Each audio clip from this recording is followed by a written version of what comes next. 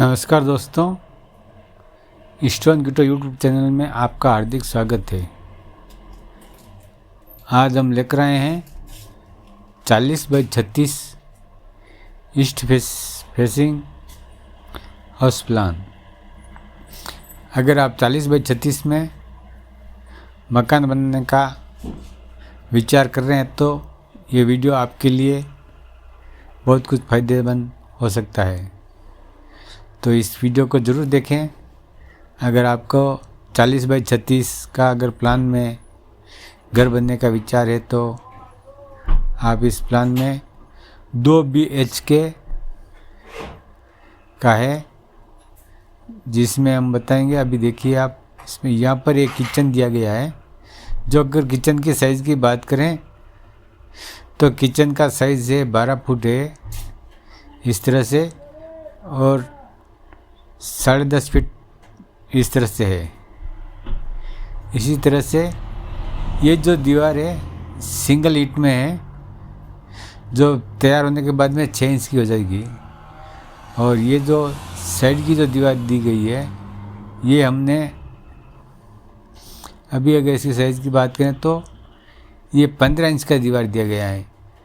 जो क्या होता है, गांव में अधिकतर जो पत्थर अवेलेबल रहते हैं तो उस पत्थर से चूने करवा कर बनाने के लिए होता है। तो उसमें क्या, वो कम से कम 15 इंच की साइज़ में है तभी पत्थर से चुनाई होता है। 15 इंच से कम में साइज़ में पत्थर से चुनाई नहीं किया जा सकता है, क्योंकि उसमें चुनाई करने में दिक्कत आती है, छोटे छोटे टुकड़े लगाने पड़ते हैं और उसके बाद उसके ऊपर वेट नहीं लगता है। बाकी अगर ये 15 इंच में जो वाल बनी जाती है, अगर इस वाल में अगर आपको कॉलम और बीम कुछ भी नहीं देंगे तब भी ये वज़न, पूरी बिल्डिंग का वज़न अपने ऊपर ये करने का पूरा रखती है। इतनी मजबूत दीवार होती है, जिससे आप अगर बिना कॉलम के भी बनाना चाहते हैं तो बना सकते हैं। यहाँ पर सिर्फ इतना ही डिफरेंस होता है कि आपको DPC बनना बहुत ज़रूरी होगा, क्योंकि आजकल जो सीमेंट है किस तरह का है वो तो सभी जानते ही हैं। तो इसी वजह से जो कुर्सी लेवल होती है उसके बाद 6 इंच का, 9 इंच का, ऐसा कुछ भी DPC अगर कर देते हैं तो ऊपर कितनी भी चुनाई कीजिए वज़न का कोई समस्या नहीं होती है। और ये एक दीवार अगर पत्थर में बनाते हैं तो 15 इंच से कम में नहीं बनती है, इससे कम में दीवार में बनाया नहीं जा सकता है। तो ये तो हो गई बात दीवार की बात में। बाद में यहाँ पर हॉल है। हॉल का अगर साइज़ बात करें तो इस तरह से यहाँ से यहाँ तक 23 फीट 6 इंच है, यहाँ से यहाँ तक 15 फीट, मतलब कि नहीं 15 फीट ये बाहर का दीवार है। तो रेगुलर अंदर से कितना है ये देख लेते हैं अपन। हाँ, ये 15 फीट 3 इंच है और ये 15 फीट 8 इंच लिखा हुआ है, ये देखिए।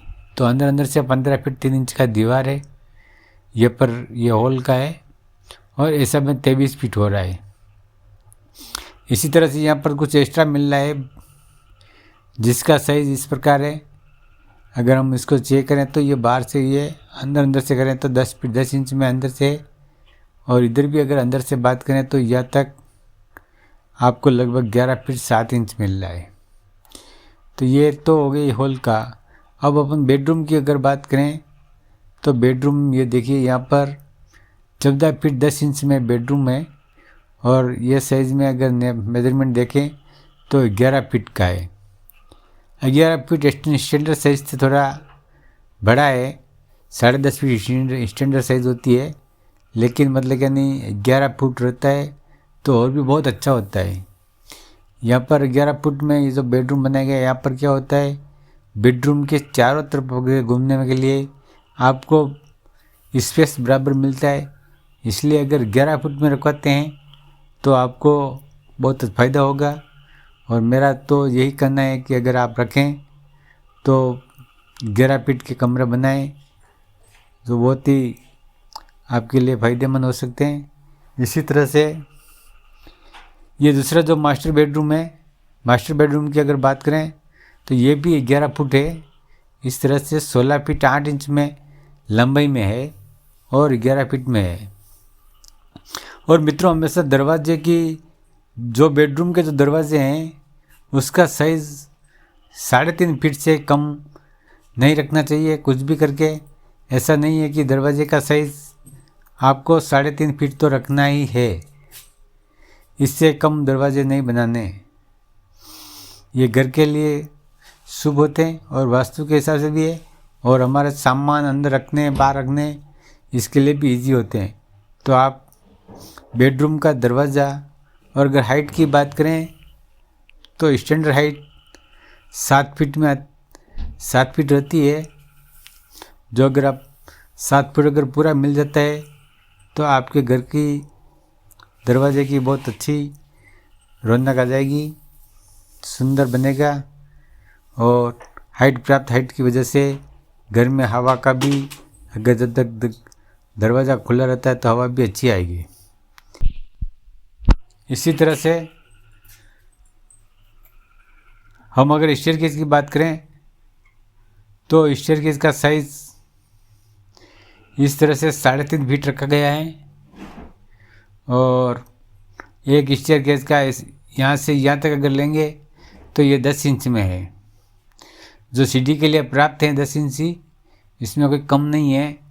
इसी तरह से जो सीढ़ी का अनुमान अगर देखें तो ये सीढ़ी भी आपको इधर से जाकर इधर जाने वाली है, तो ये भी पूरा वास्तु के अनुसार भी बनाई गई है। और अगर आप जो वास्तु में नहीं रखते हैं तो वो तो अपने हिसाब से ऐसे भी ले सकते हैं, कोई समस्या नहीं है। उनका east facing, south facing, north facing से कोई लेना देना नहीं होता है। अगर जिनको वास्तु से होता है तो उनका फेस घर का बहुत अहमियत रखता है उनके लिए। और हमेशा अगर सबसे फर्स्ट में तो ईस्ट फेसिंग अगर प्लॉट हो तो सबसे सुंदर होता है, और ईस्ट फेसिंग अगर नहीं मिलता है तो फिर आपको नॉर्थ फेसिंग में रहना चाहिए। नॉर्थ फेसिंग का भी अवेलेबल नहीं है तो फिर आपको वेस्ट फेसिंग में अगर बनाते हैं तो अच्छा है। और वेस्ट फेसिंग में भी अवेलेबल नहीं होता तो आपको साउथ फेसिंग के लिए कुछ विशेष ध्यान रख करके मुख्य द्वार रखने की ज़रूरत पड़ेगी। बाकी तो अंदर का जो भी होगा आप सब वास्तु के हिसाब से सेट हो जाएगा। लेकिन मुख्य द्वार वास्तु के हिसाब से अगर बन जाता है साउथ फेसिंग के लिए तो घर दूसरे फेस से भी ज़्यादा आपको फ़ायदा पहुंचा सकता है, जल्दी धनवान बना सकता है। इसलिए अगर आप चाहें तो फर्स्ट में तो आपको अगर ईस्ट फेसिंग में ही खरीदने की कोशिश करें। और इसके साथ ही देखो विंडो का साइज़, अभी हाइट में अगर बात करें तो 7 फीट में अगर दरवाज़ा है तो 7 फीट में अपना विंडो का हाइट भी 7 फुट का लेवल में ही ऊपर होना चाहिए। और उसके ऊपर अगर पर्याप्त अलग से जगह है और अगर आप वेंट देते हैं तो वो वेंट भी जब घर का प्लानिंग का काम चलता है तभी पूरा प्लानिंग का बना लेना चाहिए। काम चालू होने के बाद में आप प्लान नहीं बनाना चाहिए, जिससे घर में वास्तु का बहुत अनुसार नुकसान बताया गया है। और अगर आपका घर का काम चालू होता है तो बीच बीच में बंद नहीं करें। और धन्यवाद। हमारे चैनल को सब्सक्राइब जरूर करें। जय हिंद।